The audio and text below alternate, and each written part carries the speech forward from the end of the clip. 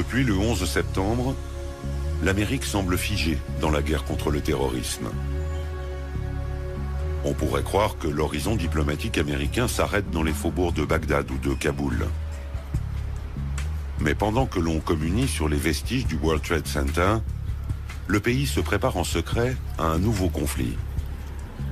Une guerre non déclarée, mais qui occupe la première place sur les rapports des agences de renseignement et de la Maison-Blanche. Avant Al-Qaïda, avant le bourbier irakien. La menace chinoise, la nouvelle guerre de l'Amérique.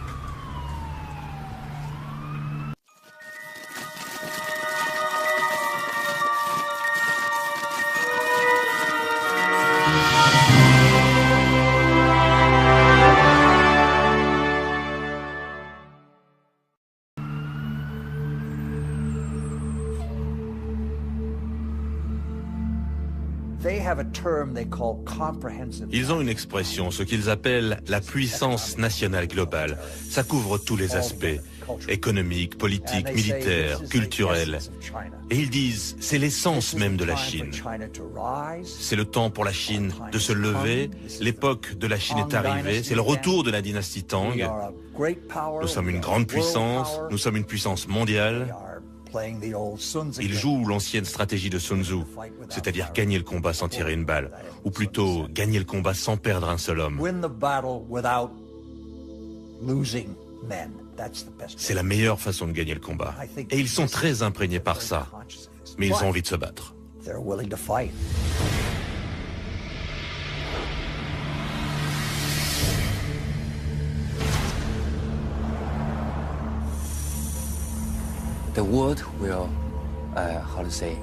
Le monde, comment dire, sera dirigé par 3 pays de première classe.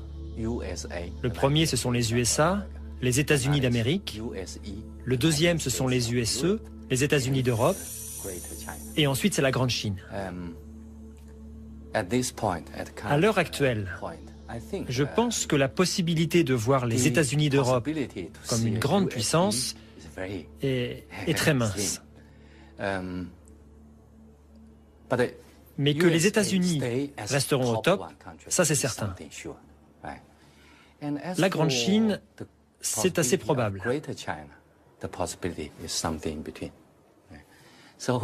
Donc j'ai tendance à croire que les rapports sino-américains, ce sera la relation bilatérale la plus importante dans les prochaines années. Et que c'est cette relation qui décidera des relations internationales au XXIe siècle. Si ces rapports bilatéraux sont orientés à l'affrontement, alors le XXIe siècle entier sera un siècle d'affrontement.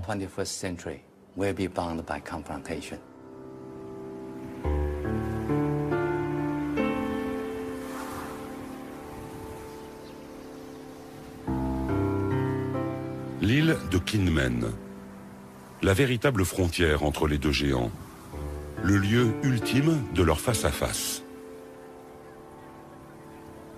Cette petite île appartient à Taïwan, mais elle n'est qu'à 2 kilomètres des côtes chinoises. La province du Fujian, dont on aperçoit les rives, inaccessibles, et où des centaines de missiles balistiques pointent vers Taipei. 24 heures sur 24, on observe ici depuis 60 ans la Chine communiste. L'île, régulièrement menacée par Pékin, a subi des milliers de bombardements. Elle n'a jamais cédé. L'Amérique a fait passer un message à Pékin. La chute de Kinmen serait le début d'un affrontement direct. Nous sommes dans le détroit de Taïwan. C'est ici qu'un affrontement militaire pourrait un jour commencer.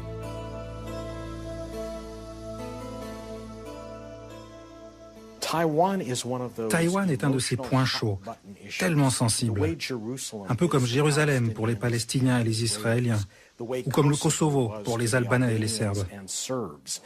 Et pour la plupart des Chinois, Taïwan est une province chinoise de plein droit. C'est un territoire dont ils sont persuadés qu'il a été volé par le Japon au moment de la guerre de 1895 et dont les États-Unis ont empêché la réunification au début de la guerre froide à cause de leur opposition au communisme.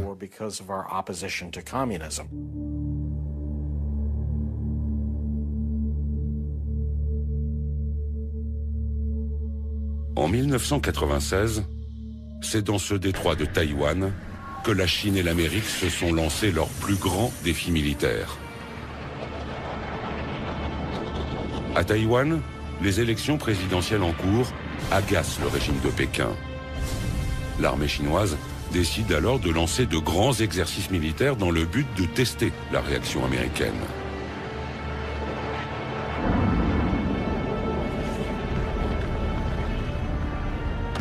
Après quelques jours de démonstration de force chinoise, Washington déploie 2 porte-avions. C'est le premier face-à-face entre les 2 pays. Pendant quelques jours, la tension est extrême entre ces 2 puissances nucléaires.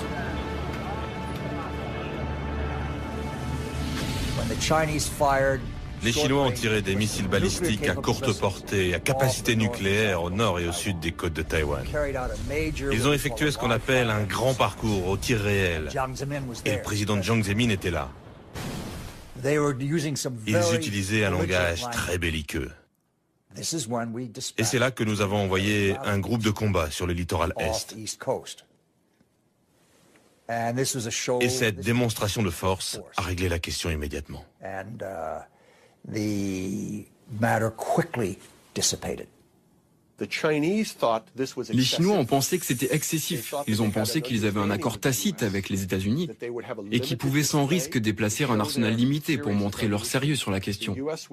Et que les Américains adopteraient une réponse très limitée et qu'après tout le monde reculerait. Alors ils ont vécu le déploiement d'un second porte-avions américain comme excessif et en quelque sorte humiliant parce qu'ils ne pouvaient rien faire pour retarder ou empêcher le déploiement de ces 2 porte-avions.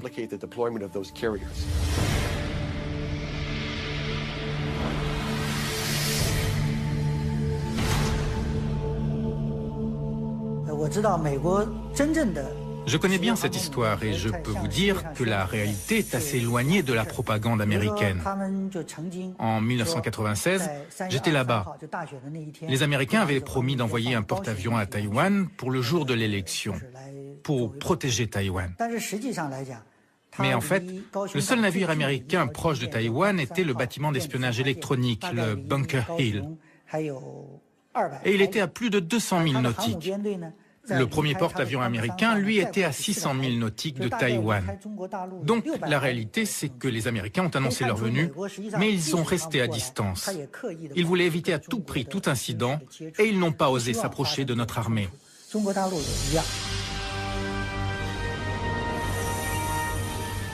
Même si les Américains n'ont pas pris beaucoup de risques, aux yeux du monde, ils ont réaffirmé un principe intangible de leur politique.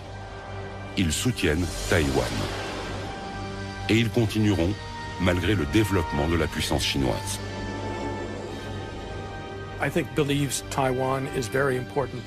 Je pense que les Américains croient que Taïwan est très important pour plusieurs raisons.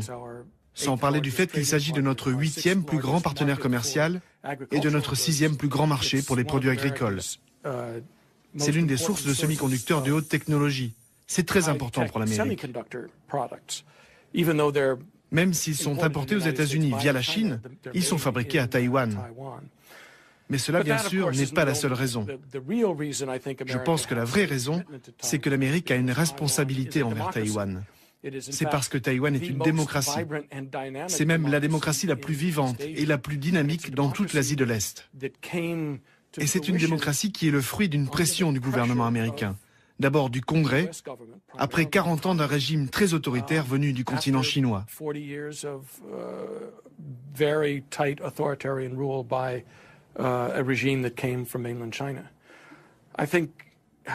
Je pense néanmoins que la vraie raison pour laquelle les États-Unis et surtout le Pentagone s'inquiètent tellement du sort de Taïwan, c'est parce que depuis 50 ans, ça a été un partenaire crucial en matière de défense et d'espionnage, y compris pendant ces 30 dernières années, depuis la reprise des relations avec les républiques populaires de Chine. Nous avons gardé une très forte coopération de défense et d'espionnage avec Taïwan. Strong intelligence collection relationship with Taiwan. Je dirais que les États-Unis ont un engagement historique envers Taïwan. Ça remonte à la Deuxième Guerre mondiale. Nous étions là. Et on cherchait une puissante démocratie chinoise unifiée. Eh bien, on en a eu les 2/3. On a eu une Chine puissante et unifiée, mais pas démocratique. Maintenant, on appelle la Chine un partenaire responsable. Eh bien, nous en avons la moitié. Nous avons un partenaire, mais pas responsable. Les États-Unis ont une obligation légale et morale envers Taïwan. Nous ne pouvons pas rester sans rien faire et accepter une invasion par ce que nous considérons comme une puissance communiste autoritaire. C'est pas possible.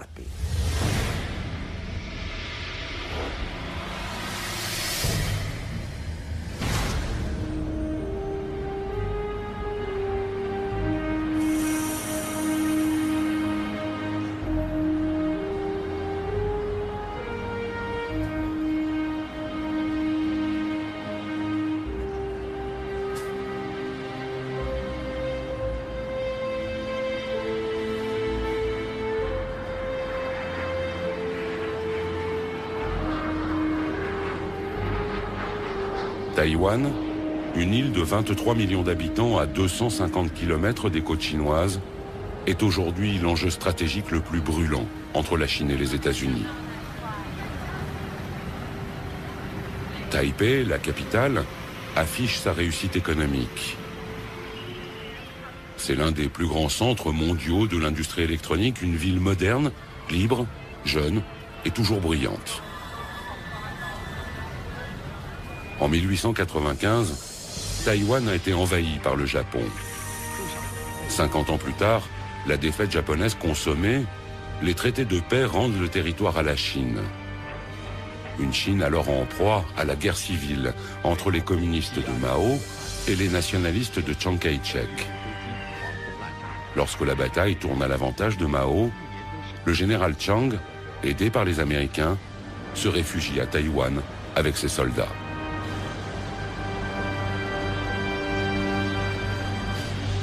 Depuis, deux gouvernements chinois cohabitent. À Pékin, le régime communiste, qui contrôle tout le continent. À Taipei, le régime nationaliste, devenu petit à petit une démocratie, qui s'appelle République de Chine, mais qui ne contrôle que Taïwan. Officiellement, ces deux gouvernements affirment être les représentants légitimes de tous les Chinois. Taïwan n'est pas reconnu comme un État par l'ONU, une vingtaine de petits pays seulement entretiennent des relations diplomatiques avec l'île. Fragile indépendance. D'autant qu'à Pékin, on considère Taïwan toujours comme la 23e province de la République populaire, une province rebelle que le régime entend réunifier à la mère patrie. Je dirais qu'il y a deux motivations principales. Il y en a beaucoup d'autres, mais deux sont majeures. La première, c'est la fierté nationale, l'unification de la Chine. Ils y sont très attachés. Et c'est une force émotionnelle qui imprègne toute la Chine. Et vous ne pouvez pas la négliger, c'est sérieux, c'est puissant. La deuxième motivation est stratégique. Ils savent à travers l'histoire que si Taïwan est entre des mains hostiles, alors la Chine est directement menacée. Si vous tournez le globe terrestre, et si vous êtes le commandant en chef de la marine chinoise, vous verrez que le seul moyen de protéger votre littoral, c'est d'étendre votre force de protection au-delà de votre territoire. Pourquoi ai-je besoin de faire cela? Parce que les centres économiques, financiers, intellectuels, industriels de la Chine sont tous aujourd'hui sur la bande côtière. Donc la mission de la marine est d'assurer que personne ne menace cette zone pour que l'on puisse continuer à prospérer. Pour sortir de là, vous avez une grosse pierre, juste là. Vous pouvez aller ailleurs, mais il y a un obstacle. Une pierre qui bloque votre chemin, c'est Taïwan. Taïwan vit désormais au rythme des échéances électorales qui pourraient transformer son exécutif et des crises boursières qui mettent en danger son économie. Pékin a cependant compris que quel que soit le climat sur l'île nationaliste, surtout quand il est favorable à un rapprochement politique, il ne faut pas changer de stratégie. Imperturbable, Le régime communiste continue donc d'un côté à offrir aux Taïwanais des conditions très privilégiées pour mener à bien leurs affaires sur le continent. De l'autre, il réitère régulièrement ses menaces militaires. Si les Taïwanais expriment trop librement un besoin d'indépendance, ils vont devoir se battre. Quels que soient les aléas, la position de Pékin ne varie donc pas d'un iota.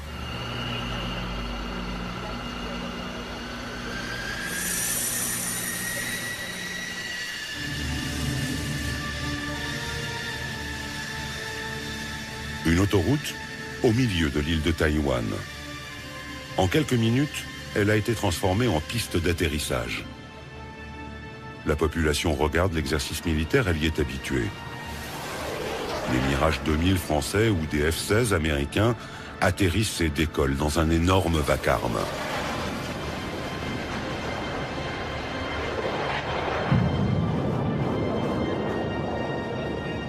Face à l'incertitude du soutien américain, Taïwan organise sa propre défense. On sait ici que les aéroports seront les premiers visés. Les stratèges des deux côtés du détroit affirment que la guerre sera d'abord une bataille aérienne.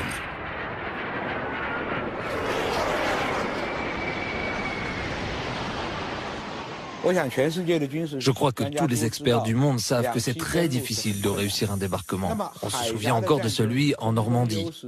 Dans un détroit comme le nôtre, c'est dans l'air que se fait la différence.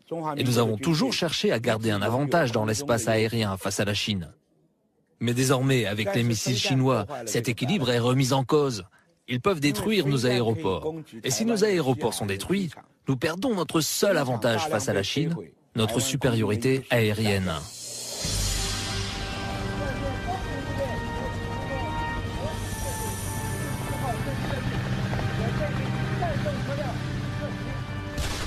Les forces taïwanaises se concentrent donc dans l'armée de l'air, mais aussi dans les forces spéciales terrestres. Elles s'entraînent pour faire face à l'armée populaire de libération chinoise. En cas de conflit, on s'attend sur l'île au parachutage de troupes d'élite venues du continent pour attaquer les cibles stratégiques taïwanaises. Chaque Taïwanais est conscient que si la guerre éclate, c'est Taïwan qui va prendre les premières balles. Non seulement nous allons prendre les premières balles, mais ça continuera pendant 2 semaines, voire 1 mois avant que les renforts américains arrivent. Et il n'y a aucune chance que les États-Unis viennent s'engager dans un combat difficile.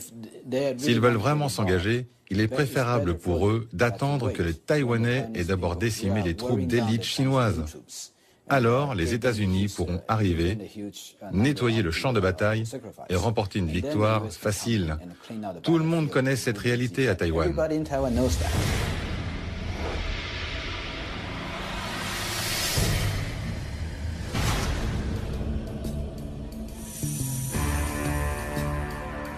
À Washington, on réfléchit tous les jours sur le scénario du prochain affrontement.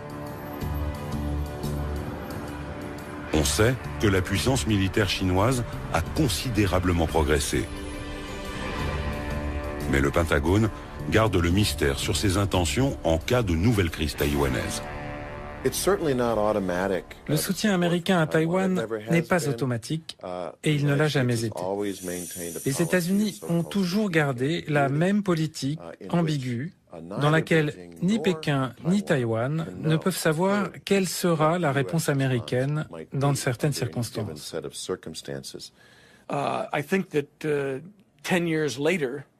Je pense que 10 ans après la crise des missiles du détroit de Taïwan en 1996, nous appréhenderions la question taïwanaise avec un petit peu plus de précaution.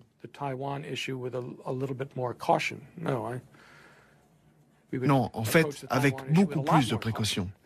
Ce que cela veut dire, je pense que nous effectuerions probablement un pont aérien vers Taïwan et que nous enverrions un contingent militaire à Taïwan plutôt que de prendre le risque d'exposer à nouveau nos porte-avions.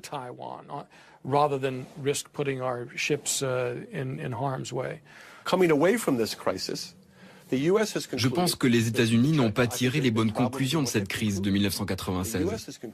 Les États-Unis ont pensé que les Chinois étaient en quelque sorte intimidés par le déploiement de forces américains et qu'ils en avaient conclu que les États-Unis étaient très déterminés à utiliser la force si nécessaire pour assurer la paix et la stabilité du détroit de Taïwan. En fait, je pense que les Chinois n'ont pas été intimidés du tout par nos porte-avions. Au contraire, ça les a renforcés dans leur volonté d'acquérir les moyens de ne plus être impressionnables à l'avenir.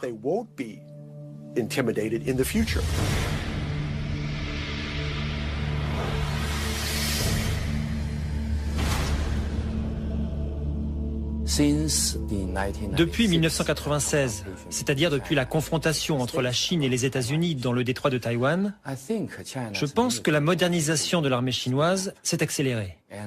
Et nous voyons, comme le monde entier, les progrès réalisés. Maintenant, la Chine possède le J-10. C'est un avion de combat de la 3e génération. Ce qui fait de la Chine le 3e pays indépendant à produire des chasseurs de 3e génération. Je pense que c'est un signal fort en direction des États-Unis pour montrer l'avancée de la modernisation militaire chinoise. If China's own terminal objective is trying to so-called unify Taiwan by using Si leur but final est de prendre Taïwan par la force, je pense que la capacité militaire est suffisante. But I don't see that. Mais selon moi, ce n'est pas leur but. Car ils augmentent leur budget militaire depuis des décennies, presque chaque année avec un pourcentage à 2 chiffres. Et leur budget n'est pas transparent. On peut estimer qu'en réalité, les chiffres sont 2 voire 3 fois plus élevés que les budgets qu'ils publient. The current budget that they made it public. So why they are doing it? Alors pourquoi font-ils ça? Ils essaient même de montrer qu'ils ont la capacité de détruire des satellites dans l'espace. The satellite circling around in space. Why they did it? Et pourquoi font-ils ça? Parce qu'ils veulent montrer au monde entier qu'ils sont capables de devenir un jour la superpuissance capable de dominer même les États-Unis. United States.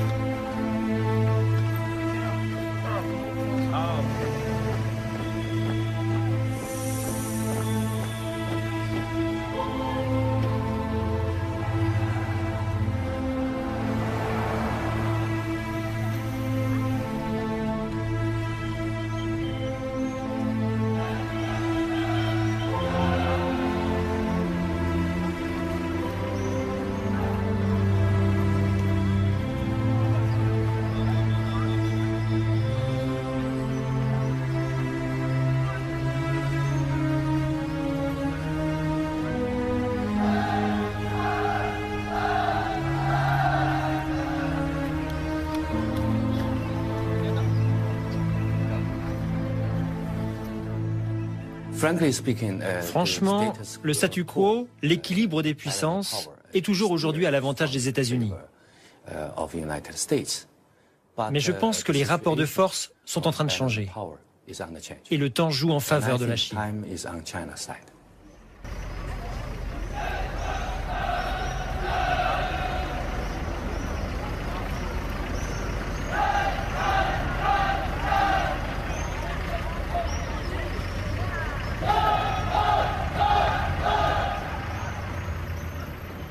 Depuis la crise de 1996, les États-Unis et la Chine ont eu souvent l'occasion de tester leur détermination respective. De petits conflits, parfois publics, parfois secrets, qu'il faut lire aujourd'hui comme les traces de la programmation de l'affrontement entre les deux puissances. Le 7 mai 1999, en pleine guerre du Kosovo, l'OTAN bombarde l'ambassade de Chine à Belgrade. 3 morts parmi les Chinois présents. Erreur militaire, affirme l'organisation, la CIA aurait fourni de mauvaises cartes. Provocation riposte les Chinois, qui organisent des manifestations de masse devant les missions diplomatiques américaines.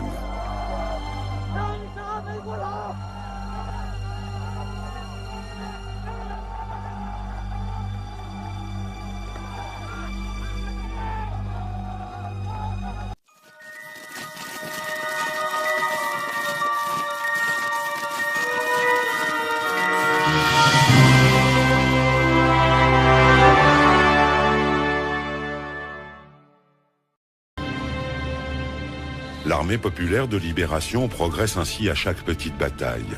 Elle analyse toutes les techniques et les stratégies américaines. C'est presque une obsession à Pékin. Le développement militaire chinois est entièrement tourné vers une confrontation avec les États-Unis. En 1996, la Chine a compris que les porte-avions étaient la principale menace. Elle a donc cherché à développer des armes pour les contrer. Il y a plusieurs choses que les Chinois ont fait au cours des dernières années pour améliorer leur potentiel. Par exemple, ils ont construit un grand nombre de sous-marins, des sous-marins diesel, plus sophistiqués. Et contrairement à ce que beaucoup de gens pensent, beaucoup de sous-marins diesel sont plus silencieux que certains sous-marins nucléaires. Ils sont très difficiles à repérer. Les Chinois ont développé un grand nombre de ces nouveaux types de sous-marins diesel. Ils ont aussi mis au point de nouveaux navires de guerre de surface. Ces deux compétences peuvent avoir des conséquences concrètes sur la situation taïwanaise. Et les Chinois ont aussi fait patrouiller des sous-marins dans certaines circonstances, bien au-delà de Taïwan. Ils les ont déployés autour de Guam, qui est maintenant en train de devenir une zone de présence militaire américaine accrue dans le Pacifique. Ils ont montré en faisant ça qu'ils ont la capacité de déployer des sous-marins en eau très profonde, très loin de leur base. Et c'est devenu une préoccupation pour n'importe quel commandant américain qui souhaite envoyer un groupe aéronaval près de Taïwan. Le 26 octobre dernier, notre porte-avions, le Kitty Hawk, était dans les environs d'Okinawa. Et tout d'un coup, on a vu émerger au milieu du groupe aéronaval un sous-marin chinois très moderne que personne n'avait vu ni détecté. Il a fait surface à quelques milles nautiques à peine du Kitty Hawk. Et on sait que ce sous-marin était équipé de torpilles très perfectionnées et que s'il l'avait voulu, il aurait pu nous couler notre porte-avions. Les Chinois savent que nous sommes militairement dépendants de deux choses en Asie. Numéro 1, les satellites. Numéro 2, les porte-avions. Eh bien, ils nous ont montré qu'ils peuvent neutraliser ces deux forces. Est-ce qu'ils vont le faire? Je n'y crois pas. C'est ce qu'on peut appeler une guerre psychologique.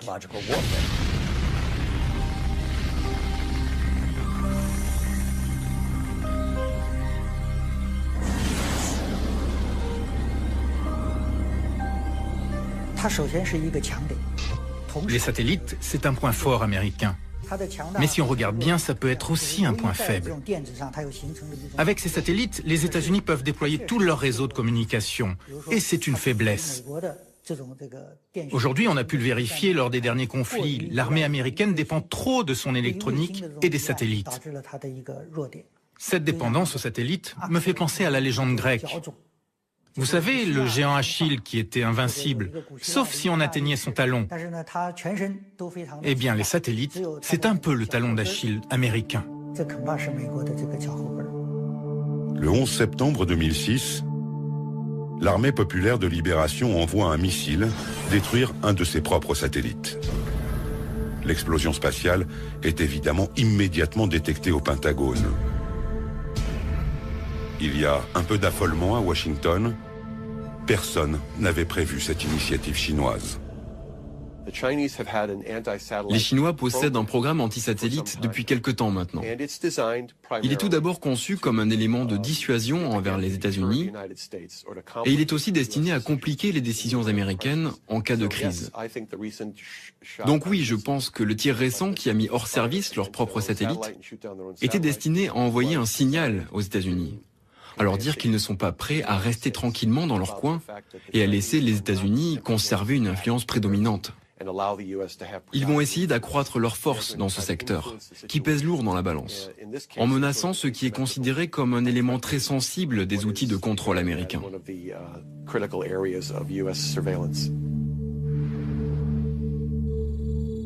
L'armée chinoise a aussi développé un autre système pour aveugler les satellites américains. Des lasers géants qui ne les détruisent pas, mais qui les aveuglent suffisamment pour les rendre inutiles. Ça n'est pas de la science-fiction, mais une technologie déjà en service. Et puis, il existe une arme plus terrible encore. Une arme que les Américains ou les Français maîtrisent déjà et que l'armée chinoise a développée en priorité. Les Chinois ont étudié très attentivement la dépendance américaine vis-à-vis du spectre électromagnétique. L'utilisation des communications et d'un réseau entre les satellites, les navires et le système de commandement sur le champ de bataille. Ils ont vu ce qui s'était passé pendant la première guerre du Golfe, ce qui s'était passé au Kosovo. Ils ont observé en Afghanistan et la deuxième guerre du Golfe. Et ils se sont rendus compte que nous sommes de plus en plus dépendants du spectre électromagnétique et de la qualité des communications. L'arme à impulsion électromagnétique, qui est créée en faisant exploser une arme nucléaire, grille généralement les transistors et empêche ce genre de communication. L'arme à impulsion électromagnétique déclenche à partir d'une explosion nucléaire une onde électromagnétique. Lorsque cette onde atteint des bateaux ou des avions, elle détruit instantanément tous les équipements électroniques embarqués. Personne ne meurt si on est suffisamment loin de l'explosion nucléaire. Mais les bâtiments de guerre américains, totalement dépendants de l'électronique, seraient immédiatement hors service.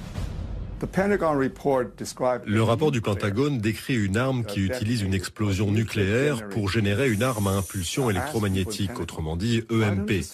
J'ai demandé à des responsables du Pentagone pourquoi vous ne dites pas qu'ils ont généré leur EMP de façon conventionnelle.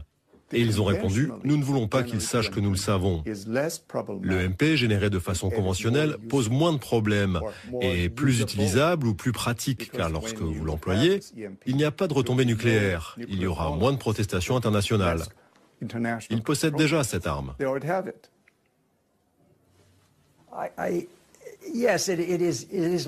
Oui, c'est comme abattre un satellite, faire apparaître un sous-marin près d'un porte-avions, le crash de l'EP3 à Hainan.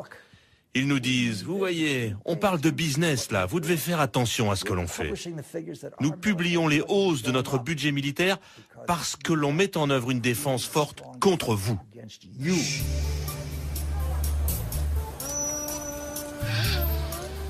Cette puissance que la Chine développe n'est pas seulement militaire. Le régime a compris qu'il devait utiliser chaque citoyen, chaque entreprise, chaque organisation dans sa confrontation avec les États-Unis. Une course à l'armement n'aurait pas de sens contre Washington. C'est une guerre pour l'énergie, les médias, la culture, les matières premières. Et face à une Amérique qui surconsomme, qui se surendette, une Amérique obèse de ses propres excès, la Chine oppose sa meilleure arme, sa vertigineuse croissance économique.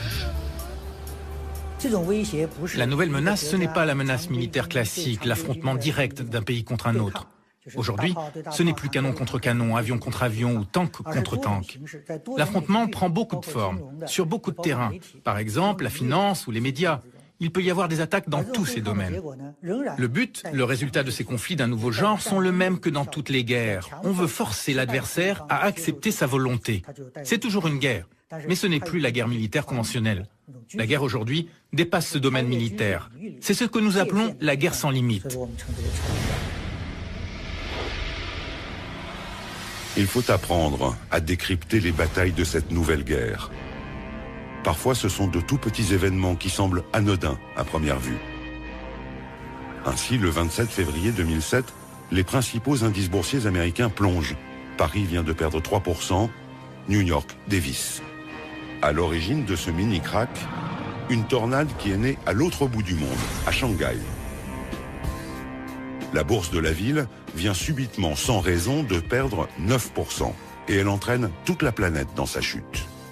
Personne ne comprend vraiment ce qui s'est passé. Mais à New York, on médite la leçon. La Chine vient de démontrer qu'elle peut utiliser sa nouvelle puissance économique pour déstabiliser ses adversaires, surtout quand ils sont affaiblis, comme les États-Unis, par la crise des subprimes. La Chine utilise son économie de plusieurs manières. D'abord parce que ça lui donne de l'influence. En Asie du Sud-Est, partout dans le monde, ils investissent de l'argent lorsque leurs dirigeants visitent les capitales, ce qui leur permet de signer des accords. La deuxième manière, c'est qu'ils font juste savoir ce qu'ils pourraient être capables de faire. Par exemple, les 1,2 milliard de dollars de réserves de change chinoises en 2007.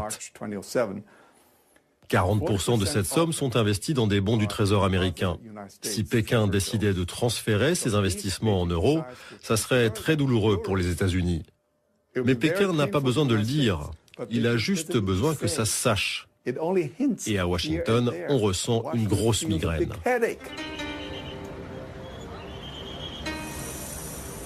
La Chine et l'Amérique multiplient ainsi les champs de bataille. La contrefaçon des DVD d'Hollywood, le rappel des jouets chinois par des constructeurs américains, la réception du Dalai Lama à Washington, le rachat par Pékin de compagnies pétrolières. Des centaines de conflits. La Chine et l'Amérique pensent qu'ils doivent dominer pour survivre. Les États-Unis consomment à eux seuls plus de 35% de toute la consommation mondiale. C'est 8 fois plus que ce qu'ils représentent dans le monde par leur population. Alors bien sûr, ils adorent cette position en tant que seule superpuissance. Ils peuvent accéder à de nouvelles ressources. Alors tous les partis politiques américains soutiennent la même politique étrangère. Les États-Unis doivent demeurer le seul leader mondial.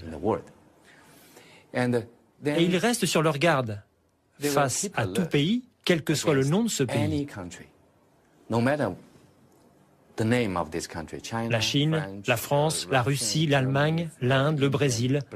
Le pays qui viendra menacer leur domination sera pour eux un problème.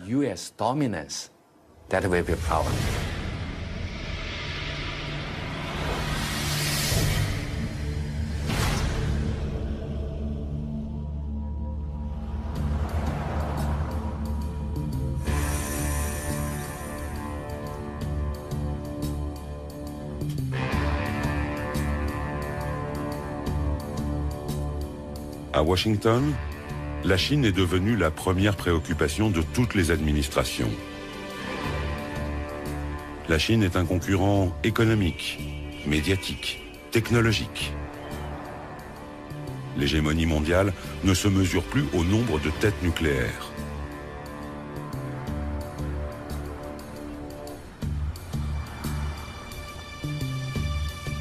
Au Congrès, on a même installé une commission permanente d'enquête unique en son genre, chargée d'étudier les défis économiques et de sécurité posés par la Chine. L'URSS n'avait pas eu droit à autant d'attention du temps de la guerre froide.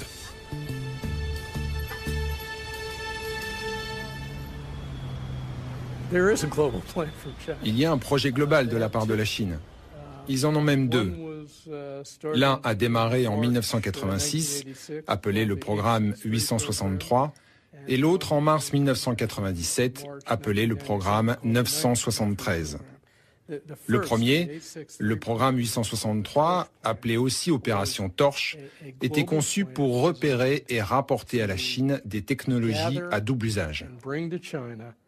À la fois pour améliorer la technologie de base chinoise dans l'économie et l'industrie, et en même temps pour améliorer ses capacités militaires.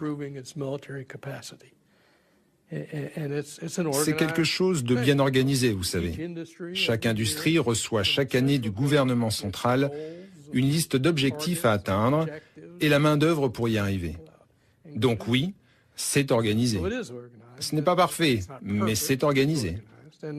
L'autre, le programme 973, est conçu, lui, pour améliorer leurs capacités de recherche fondamentale et d'innovation.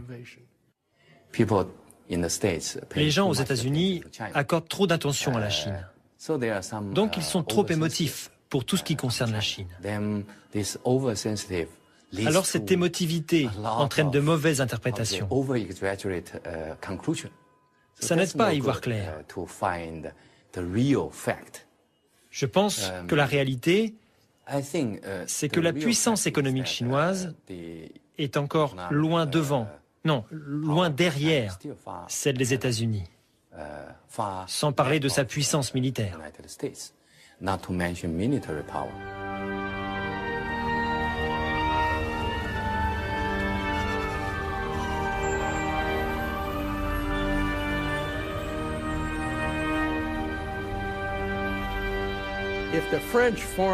Si les services secrets français approchent un étudiant et lui demandent « Quand tu seras dans telle ou telle université aux États-Unis, On veut que tu ailles dans des laboratoires et que tu récupères des informations. L'étudiant peut répondre « Je suis occupé, ça va me déranger dans mes études ». Si le service d'espionnage chinois approche un étudiant chinois et lui dit « Tu veux un visa ? Tu veux un passeport ? Quand tu seras aux États-Unis ou en France, tu feras ta thèse là-dessus. Tu vas travailler sur ce projet et tu nous feras un rapport, sinon tu ne trouveras jamais de travail en Chine, ou bien ta famille perdra sa maison. » Ils sont capables de faire ça. The United States cannot maintain itself as a superpower if we allow our industrial. Les États-Unis ne peuvent pas se maintenir en tant que superpuissance si nous autorisons la délocalisation de notre production industrielle. Et c'est ce qui se passe aujourd'hui. C'est ce qui se passe dans beaucoup de nos industries essentielles. Et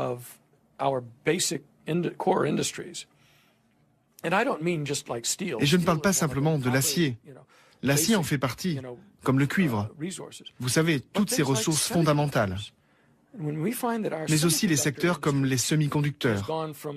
Quand on sait que notre industrie de semi-conducteurs est passée de 12 usines de fabrication de haute technologie à 3, car de plus en plus sont fabriquées à Taïwan et au Japon, non, pas au Japon, à Taïwan et en Corée du Sud, et jusqu'en Chine. Si on autorise notre haute technologie comme l'électronique la plus pointue, la science, la recherche et développement à être délocalisée en Chine, alors on ne peut pas survivre en tant que superpuissance. We can't survive as a superpower. Cette guerre technologique culmine dans le cyberespace. La Chine et les États-Unis forment des armées de soldats numériques qui espionnent ou attaquent les réseaux de l'ennemi.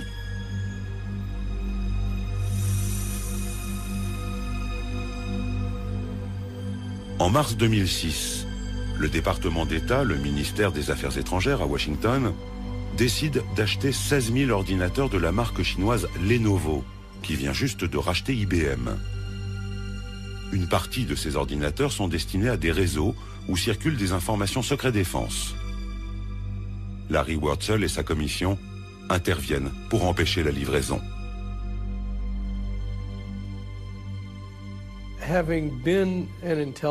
J'ai été un officier des services secrets pendant longtemps, 25 ans dans l'espionnage militaire. J'ai travaillé une bonne partie de ce temps dans le contre-espionnage, dans l'espionnage des transmissions et des communications. Donc je sais, je peux dire que c'est techniquement possible d'implanter des logiciels ou même des éléments matériels dans un ordinateur pour permettre à quelqu'un l'accès à un réseau entier.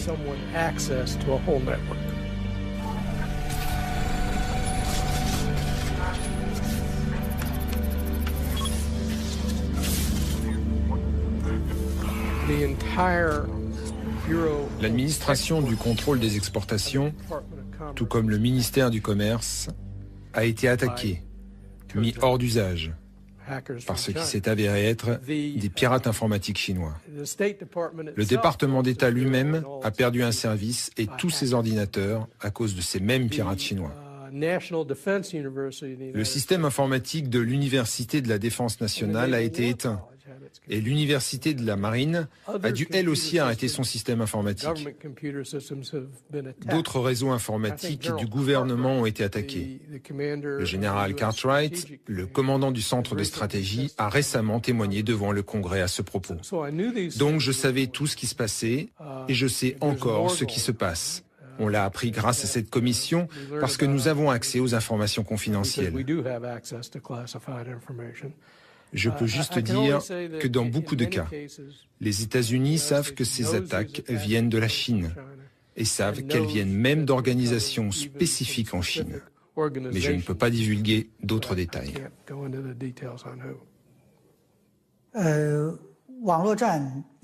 La guerre sur Internet est aussi vieille que l'Internet lui-même. Et on ne peut pas dire que ce soit une invention chinoise. La CIA et la NSA américaine emploient au moins 25 000 personnes sur Internet. Ils ont les plus grands centres d'écoute et de surveillance d'Internet. Donc c'est vrai, la guerre existe sur Internet, la guerre a commencé sans qu'un missile ne soit lancé, sans que le monde ne s'en aperçoive. La guerre a commencé par tous ces moyens nouveaux. Beaucoup de technologies civiles ont aussi des applications militaires. C'est notamment le cas de toute l'industrie électronique ou de l'Internet. Ce sont de nouveaux champs de bataille de la guerre sans limite. Avec les médias, la finance, le commerce, tout cela est dans le champ de la guerre. C'est une guerre, car il y a un réel antagonisme et que les participants tentent de prendre l'avantage sur leur adversaire. C'est la nouvelle forme de la guerre sans limite.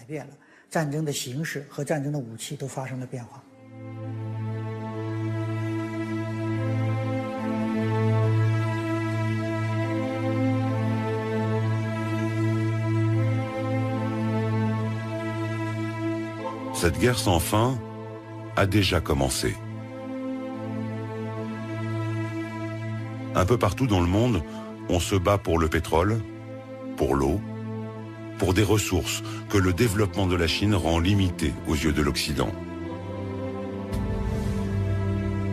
L'Amérique utilise sa domination militaire pour asseoir sa puissance et garantir ses approvisionnements.